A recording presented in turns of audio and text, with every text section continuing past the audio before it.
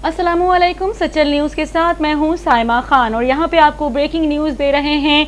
तुर्क तारीख के अहम तरीन दिन के हवाले से आपको बताते चलें कि इस्तांबुल में 86 बरस बाद आया सूफिया में एक बार फिर नमाज जुमा के इज्तिमा का एहतमाम किया गया है। 1935 में कमाल अतातुर्क ने इसे अजायब घर की हैसियत दे दी थी और आज एक तारीखी दिन है जब 8 दहाइयों बाद उसे इबादत गाह में तब्दील कर दिया गया।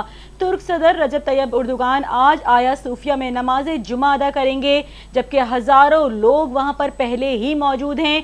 फजर से लोगों की आमद का सिलसिला शुरू हो गया था कि आज आया सूफिया में नमाज जुमा अदा कर सकेंगे हम लोग सब। जब 2019 में, आपको ये भी बताते चलें कि 2019 में 38 लाख सयाहों ने यहाँ का रुख किया, जबकि हर साल 30 लाख सयाह आते हैं आया सूफिया में, जब उसे म्यूजियम की हैसियत हासिल थी।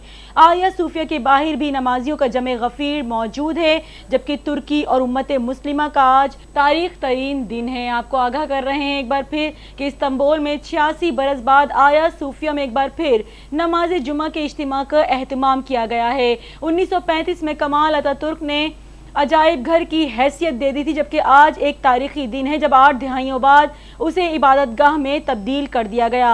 तुर्क सदर रजब तैयब उर्दुगान आज आया सूफिया में नमाज जुमा अदा करेंगे।